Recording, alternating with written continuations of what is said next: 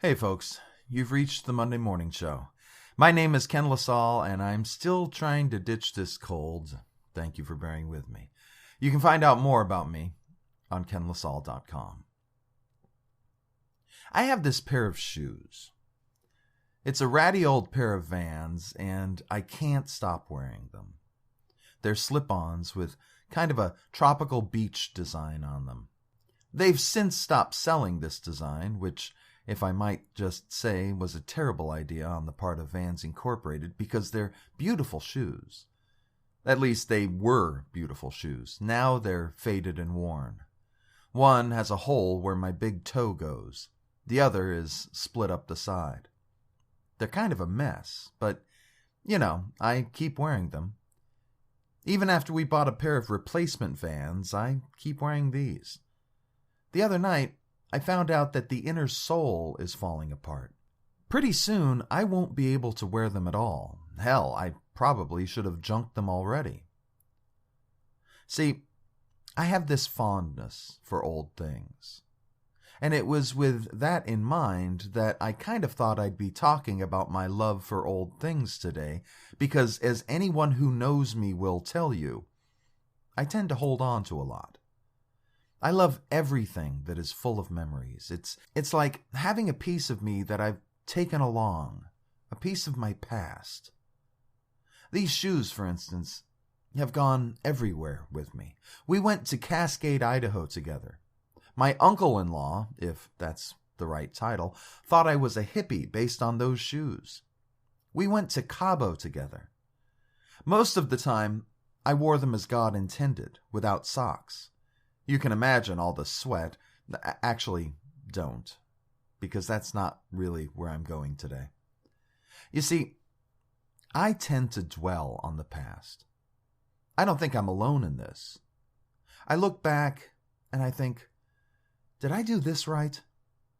Could I have done this better? And why the hell did I do that? Over and over. But more than that, I spend a lot of time dwelling on my present, on where I am right now. And that's what really causes me problems. Like these shoes, for instance. Once the inner sole started coming apart, that was just about the end of it. Or, it should have been for any reasonable person. And I can sit around and feel really dissatisfied by that. I really can. And that's where I was the other night. And it wasn't just the shoes, because I can be dissatisfied by so many things. I bet we all can. Listen, I recently turned 50, and I have found myself in these past couple months considering where I am in my life. And you better believe I came up with a laundry list of things that were wrong with it. I've been thinking about people who weren't really in my life that much, counting them off, wondering if I did right by them. I've been thinking about people who were very close, and I know I didn't do right by all of them. I wish I had. I really do.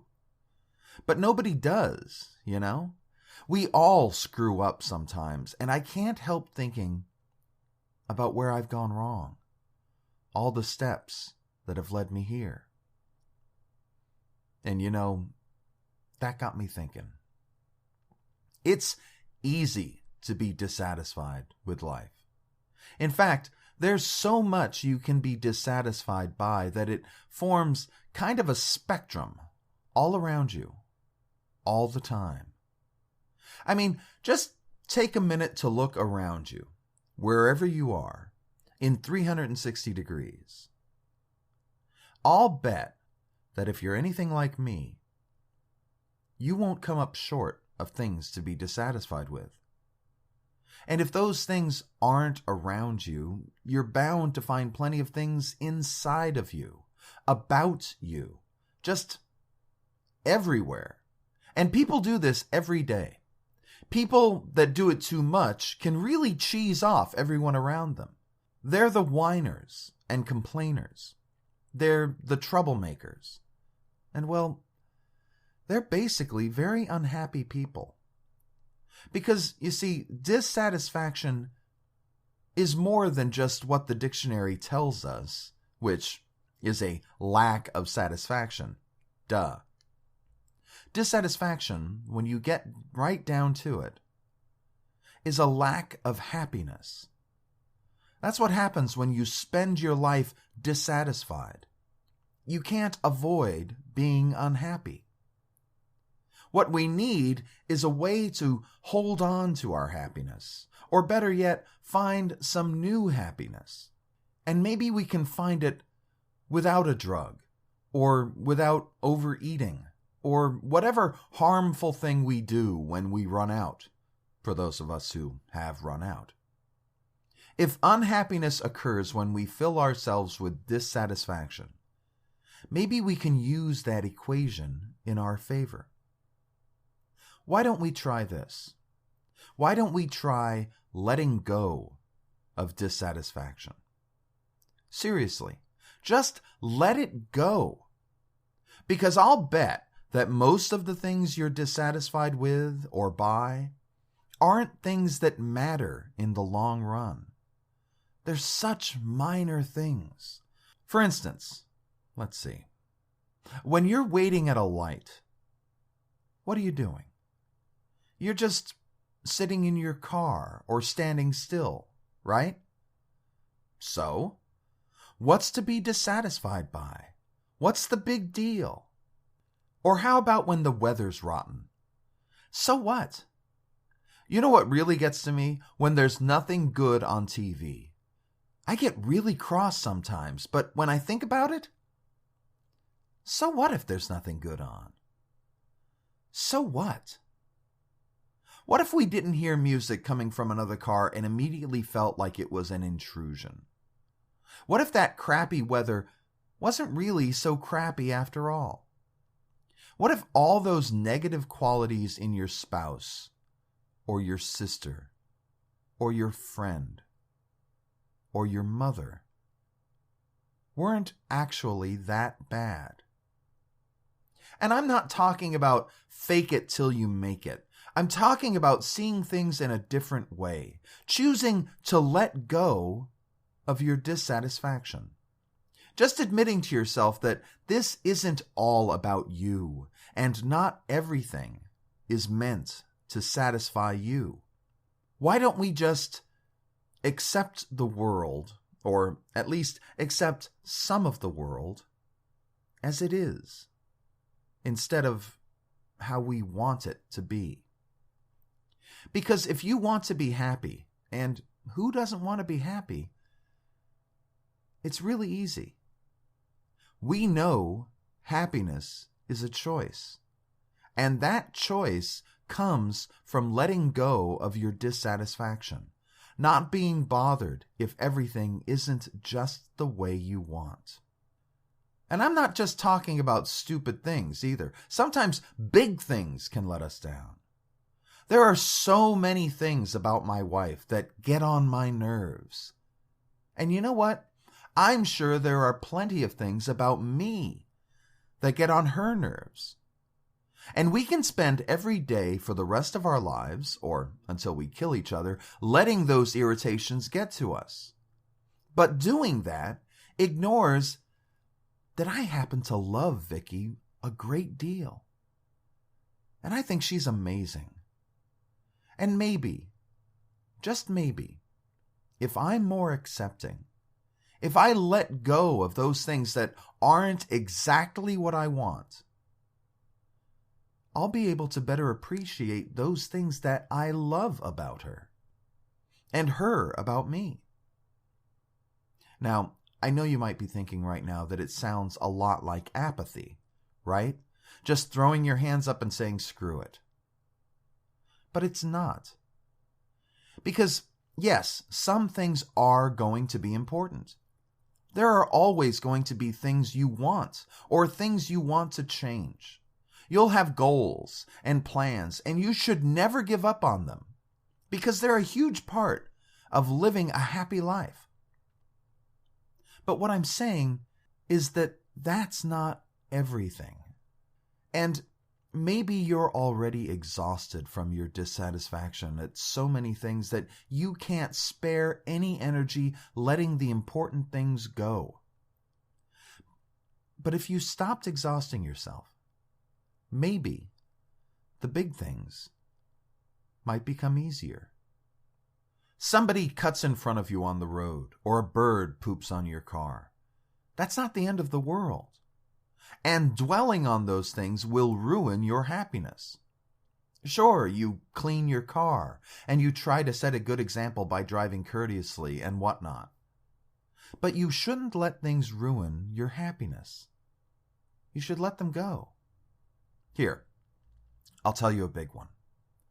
If you've listened to a few episodes of this podcast, or if you know anything about me, you probably know that I'm a writer. And I work very hard at that. Being able to do what I love means a great deal to me. But I won't lie, my book sales could be better. Like most independent writers, I certainly couldn't make my mortgage on royalties alone. Fortunately, I married a woman who makes a pretty good income, and she's fine with me writing. No, more than that. She's the reason this is happening. Now, I know my family and her family both look at me with very judgmental eyes. Most of them think I should give up. And when I think about how I am disappointing them, it bothers me. And then I think, why am I letting their dissatisfaction bother me? I'm happy in what I'm doing, and my wife is happy in what I'm doing. So what? And you know, they shouldn't even worry about us, because that's getting in the way of their happiness. Especially if it's spiteful. You ever met a spiteful person who was truly happy? No. You probably never will. So how far do I take this? Sometimes if I'm at a restaurant or getting coffee and I get something I didn't order, I'll give it a try. Why not? Sometimes you find things you like that way that you never even realized you would like. Would I have ever known that I like upside-down caramel macchiatos if I hadn't taken one and instead had insisted on the regular coffee I ordered? Probably not. And you can take this much further. And if letting go of a little dissatisfaction helps a little, imagine how much a lot would do. And why not take it as far as you can go? Why not forgive others, even strangers? Why not love more, even people you can't really stand? Because, you see, this goes against no religion or major creed. Some religions even promote this attitude. It's our stupid little brain telling us things should be our way. Things should always work out to our advantage. That screws us up. So what if everything doesn't go our way? As long as the important things do, that's all that matters. And if the important things don't, because, sometimes they don't, you gotta let that go sometimes too. Otherwise, you and I will spend our lives wishing for a world that doesn't exist. That's what dissatisfaction is, after all. It is us barking at the universe, no, that's not how it's supposed to be. And maybe it isn't. But that's how things are. And most of the time, it's not that bad. Let go of your dissatisfaction. It leaves your hands and your heart free for happiness. Until next time, be good to yourself, be kind to others, and let's make this world a better place.